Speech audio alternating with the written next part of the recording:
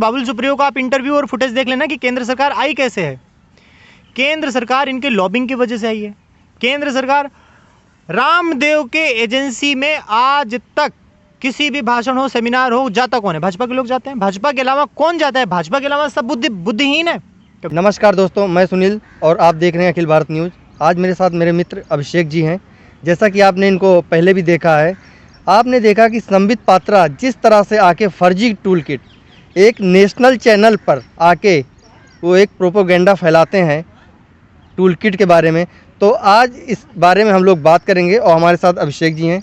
तो हम अभिषेक जी से जानना चाहेंगे कि अभिषेक जी, जिस तरह संबित पात्रा नेशनल टीवी पे आके लोगों की धज्जियां बिगाड़ते हैं।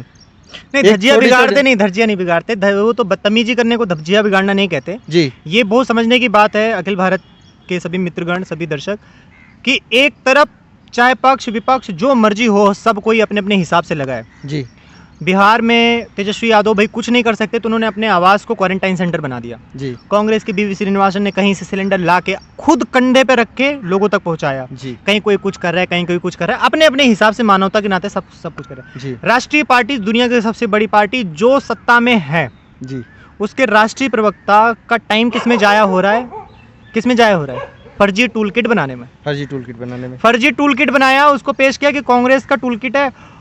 ट्विटर ने, जिनसे उनकी सांठगांठ भी है, ट्विटर ने बकायदा लिखा it is a manipulated media और अकाउंट को सस्पेंड कर दिया जी।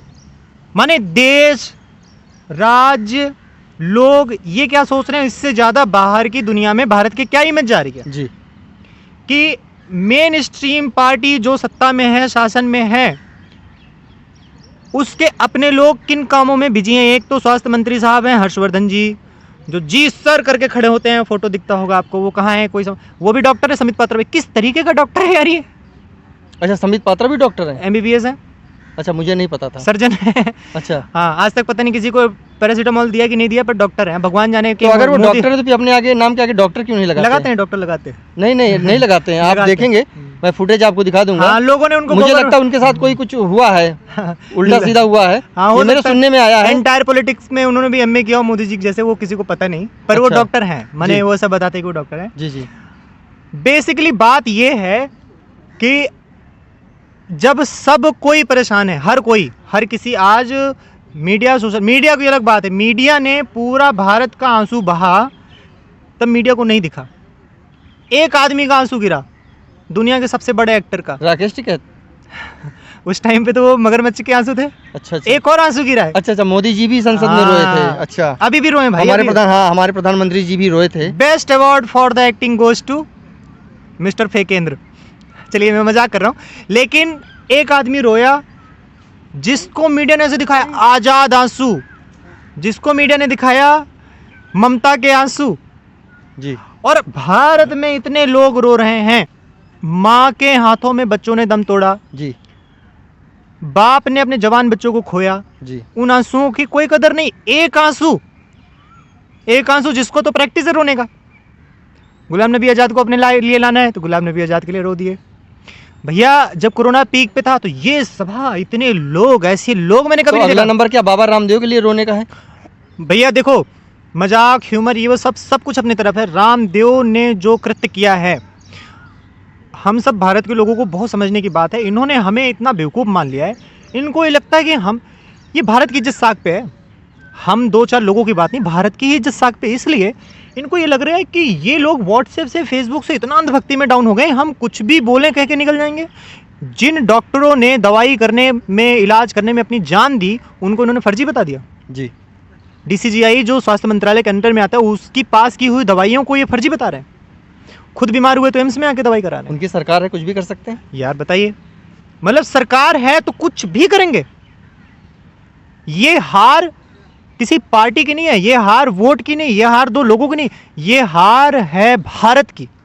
कि भारत के विवेक पे, भारत यानी हम लोग, भारत के लोग, हमारे विवेक पे क्या ताला पड़ गया है कि कुछ भी अनाप शनाप बके जा रहे हो, हम ऐसे ही सुने जा रहे हैं। भारत के साइंस, भारत के साइंटिस्ट, भारत के डॉक्टर्स, जिस तरह से बाबा जी ने ये उल जलूल गैर जिम्मेदाराना बयान दिया है, सिर्फ एक प्रोडक्ट बेचने के लिए, सिर्फ एक कोरोनिल की किट बेचने के लिए।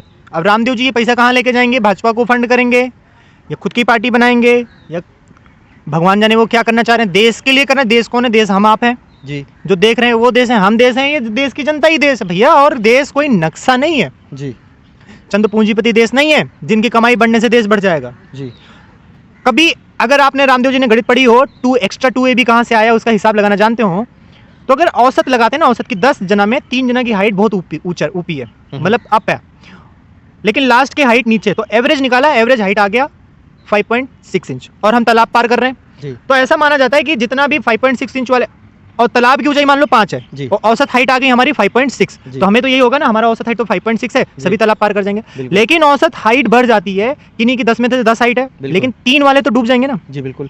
तो चंद लोगों के बढ़ने से देश नहीं बढ़ता, जी औसत निकालने से देश नहीं बढ़ता। बिल्कुल। देश बढ़ता है नीचे के लोगों से। नीचे के लोगों की हालत ये है कि वो, उनको बुखार आ रहा है तो डर के मारे मर जा रहे हैं कि हमें कोरोना तो नहीं हो गया। अस्पताल में नहीं जा रहे हैं कि कहीं हमने टेस्ट करा लिया कोरोना हो गया, हम मर गए तो हमारा कोई दाह संस्कार नहीं कराएगा। ये देश की हालत है। रामदेव जी, जो आप कोरोनिल किट 700 रुपए का बेच रहे हैं ना, लोगों के पास एक पैरासीटामोल खाने का पैसा नहीं, जो 1 रुपए की आती है। तो आप 1 रुपए का पैरासीटामोल खरीदने की हिम्मत नहीं हो रही आप लोगों को। केंद्र सरकार और राज्य केंद्र मंत्री सरकार को क्या संदेश देना चाहते हैं, उनसे क्या संदेश, चाहते हैं? हम क्या संदेश देंगे? देशवासी संदेश दें, अपने बुद्धि का उपयोग करें, जहां उनका बस चल सकता है वहां बस चलाएं। सिर्फ वोट देना हमारा अधिकार नहीं, और भी बहुत सारे अधिकार है। हमारा विरोध का अधिकार है, जी हमारा अधिकार अपोज करने का है। जनतंत्र में सबसे बड़ा अधिकार है चुने हुए प्रतिनिधि को आईना दिखाने का, इनको बताने का कि हमने तुम्हें शहंशाह बना के नहीं दिया है, जी। हमने तुम्हें अपना प्रतिनिधि चुना है, हम जो बोलेंगे वो तुम्हें करना पड़ेगा, इसके अलावा तुम। अब इन्होंने क्या, इनको तो भी केंद्र सरकार इनके ऊपर कोई कार्रवाई क्यों नहीं कर रही है? जिस तरह से उन्होंने केंद्र सरकार किया है, घोर अपमान जिसको केंद्र बोलते हैं। सरकार आई किसके दम पे है यार?